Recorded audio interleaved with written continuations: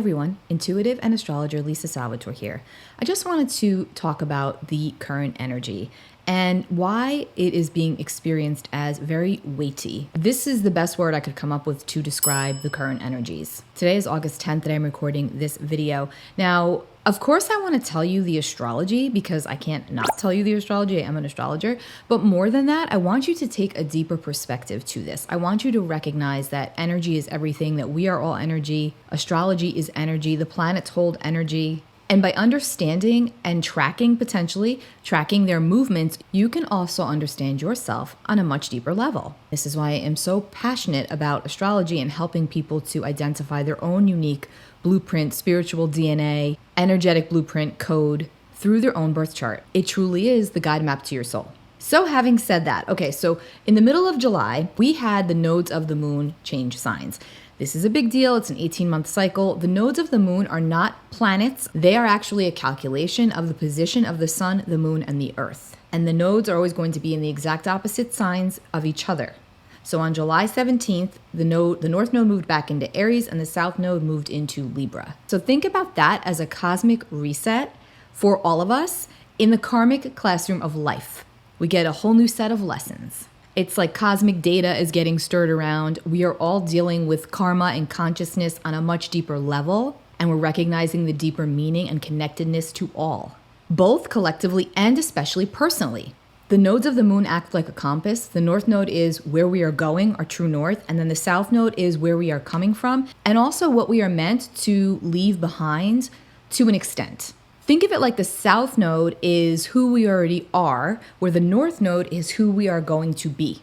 And this is also where the eclipses take place, the nodes of the moon. So for the next 18 months, the eclipses are going to be on the Aries and Libra axis, although we will still have one in Scorpio in October because of the degrees. But this brings in a very powerful energy of where am I not showing up most authentically for myself? Because Aries is the first sign of the zodiac, and Aries is all about me, the individual. The tagline for Aries is I am. Libra is the exact opposite sign of Aries, and Libra is all about the other. Libra is the sign of balance and harmony and partnerships. Where Aries is I am me, Libra is more like I am we. The trick is to balance and harmonize these energies. We don't want to lean too much one way or else we can be too selfish. We also don't want to lean too much the other way or else we can become too selfless and be resentful.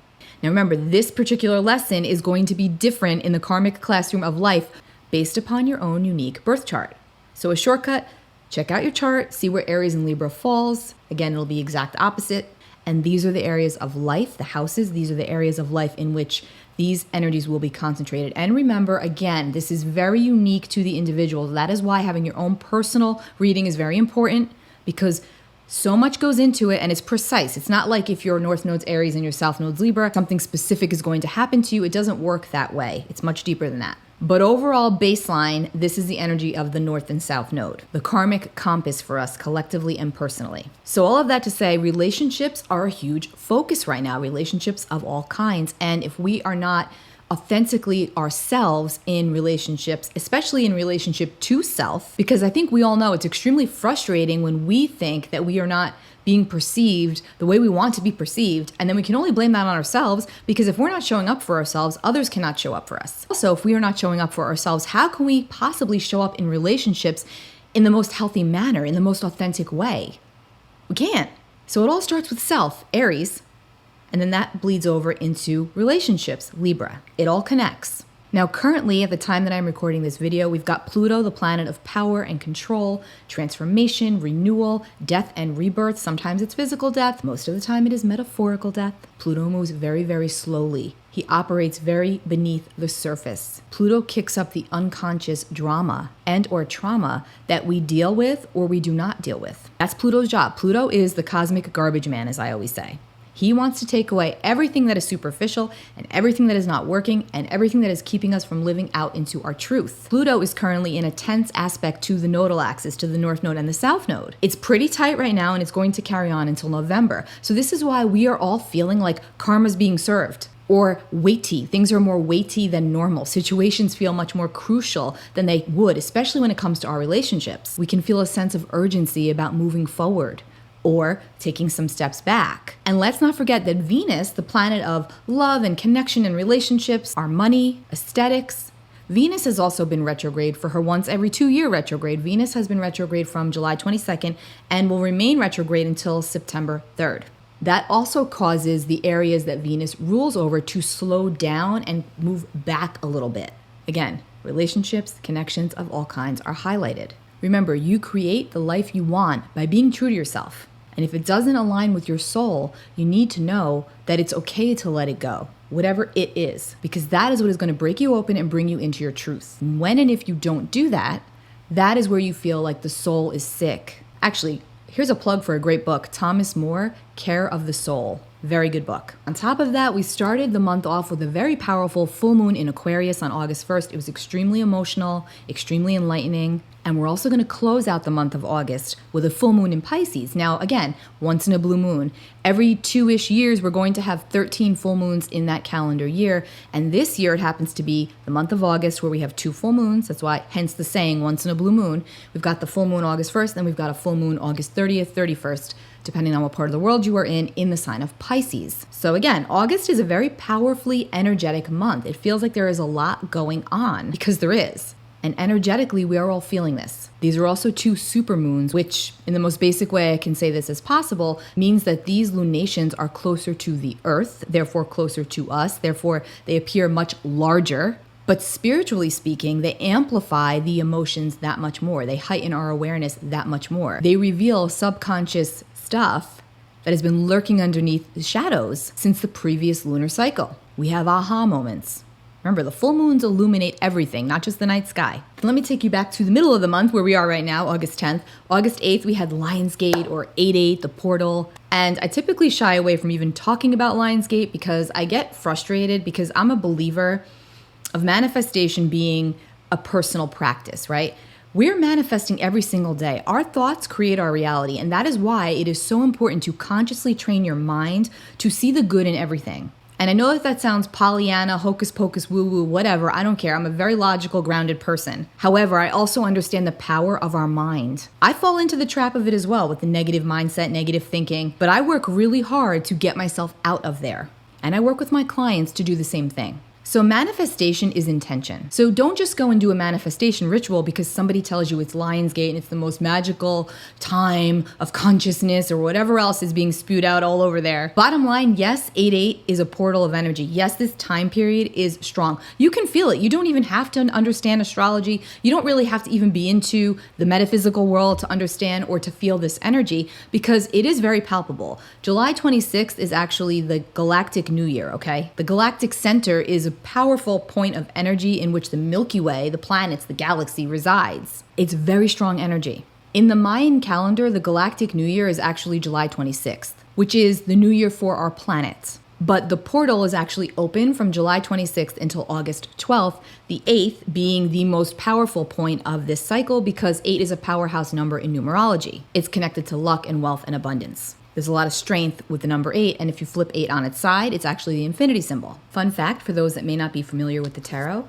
the magician has the infinity symbol right above his head, and the magician is the master manifester, manifestation. We have all the tools to succeed inside of us. And with manifestation, this is why I have a hard time. The one time I will say that I believe in the power of manifestation the strongest is because of the new moon cycle, which we're going to get to in a moment, because new moons really are the very beginning of the lunar cycle. We count on that every single 29-ish days.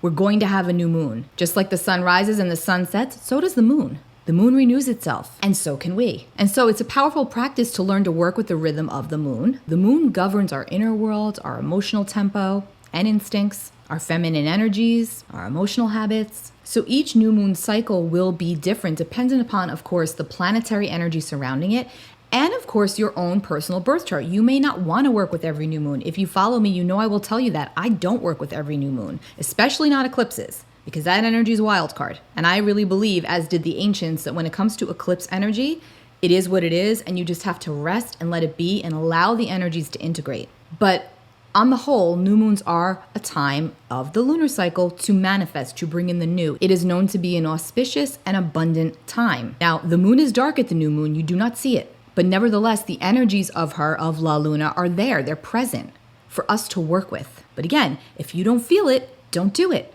I'm also one of those people that doesn't make New Year's resolutions because I believe that the new year, your new year is your solar return, your solar year. When the sun returns back to the exact degree where it was at your birth, that is your new year. And that is when you should set intentions. That is when you should make a vision board. And yeah, go ahead, make your New Year's resolutions if you always do. I'm not telling you not to do that. I'm just saying I find it more powerful to set intentions specifically for you and for when you feel it. So all of that to say, we have a new moon in Leo on August 16th.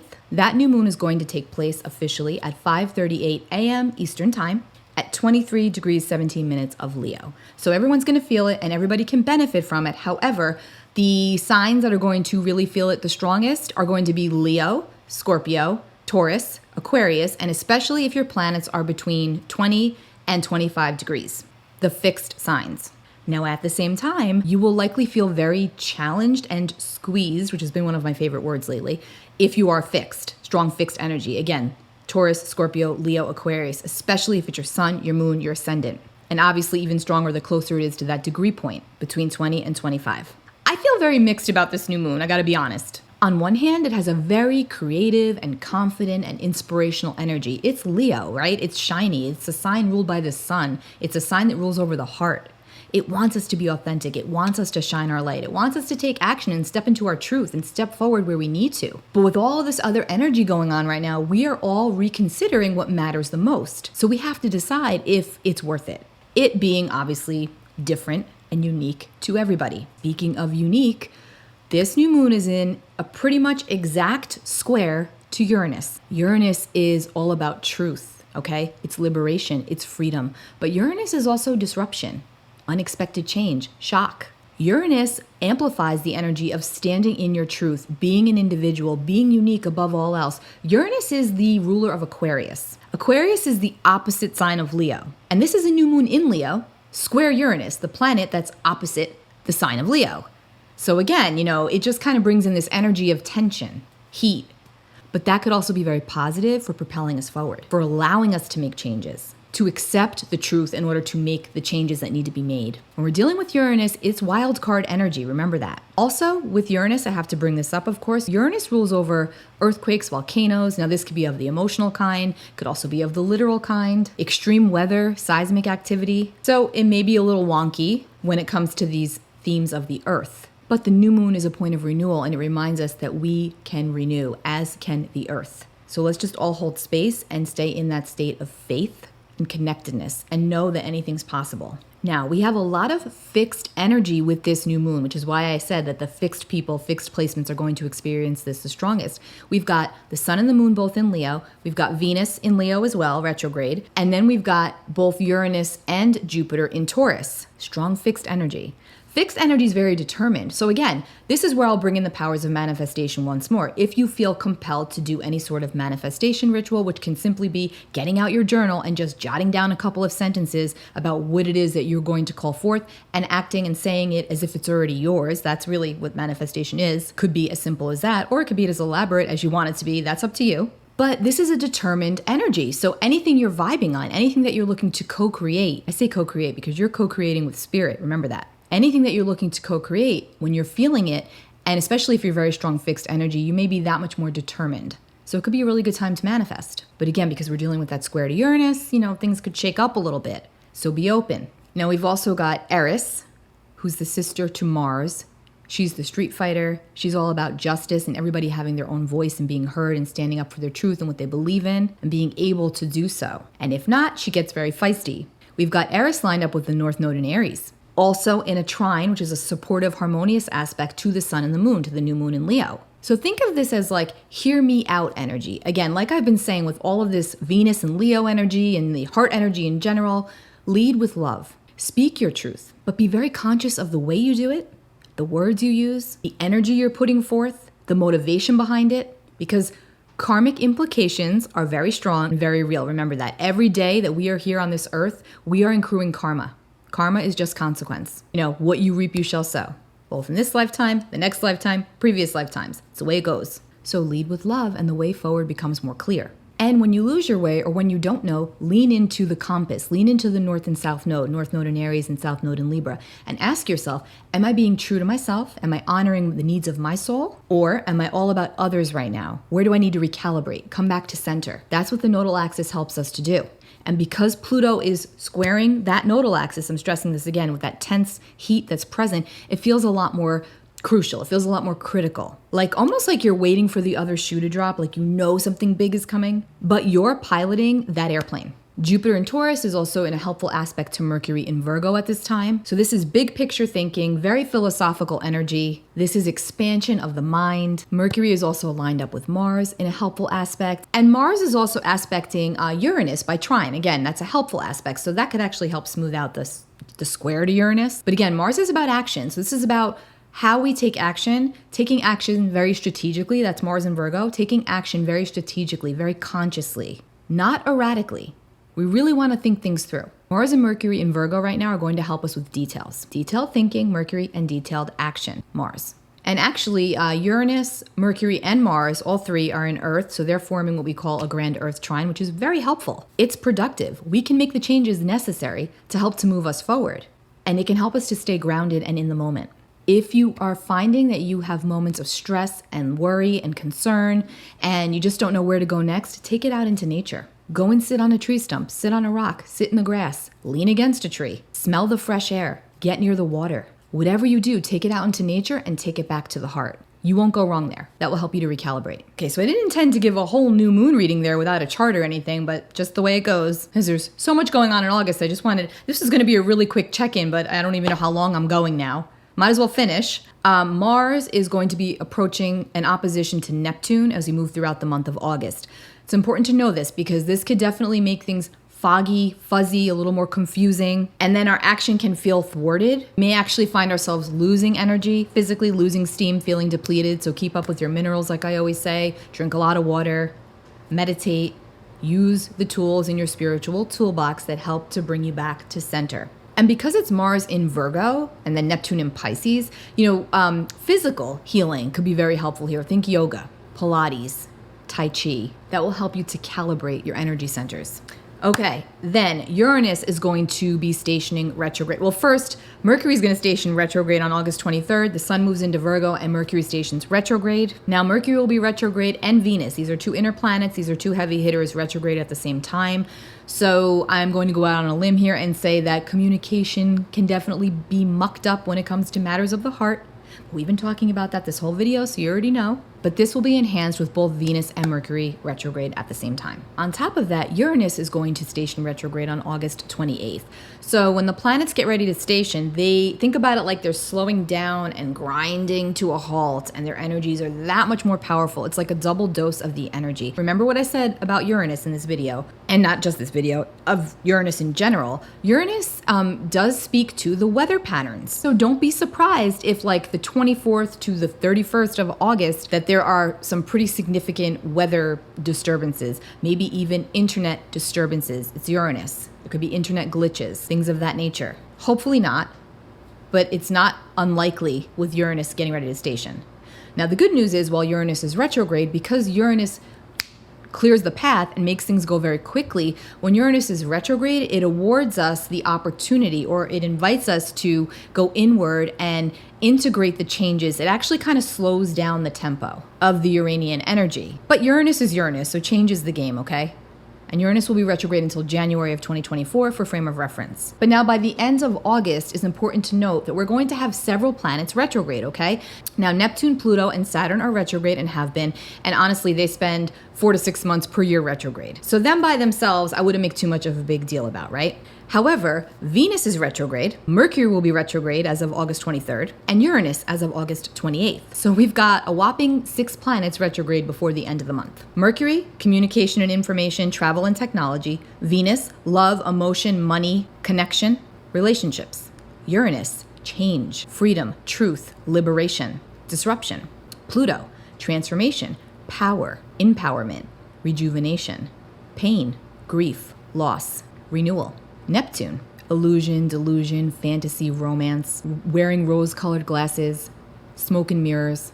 And Saturn, karma, time, lessons, restriction, delays, frustrations. Okay, so all of those planets, all of those areas of life are retrograde right now, which basically means slowed down. So time can feel like it's slowing down towards the end of August, yet at the same time, the energy is just ramped up because there's so much going on for everybody.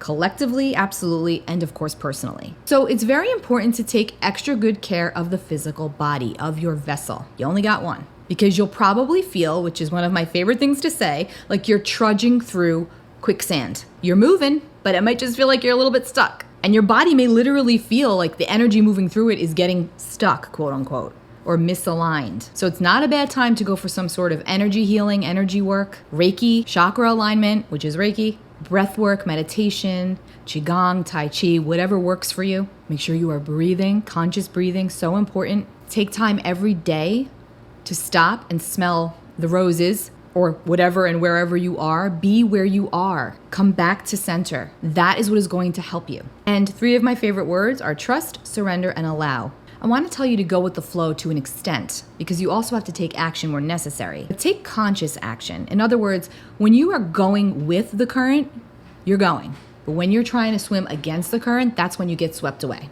Think of this energy like that. So this is a time of radical changes and new beginnings, some being forced upon us and some where we're actually taking action and ownership for them, which then leads to the changes. Again, take really good care of yourselves and let me know below in the comments how you're feeling. If this resonates with you, please be sure to like, share, and subscribe. I offer private consultations. My sessions are very deep. You can check all of that out right at my website, lisasalvatore.com. Take really good care of yourself. Bye.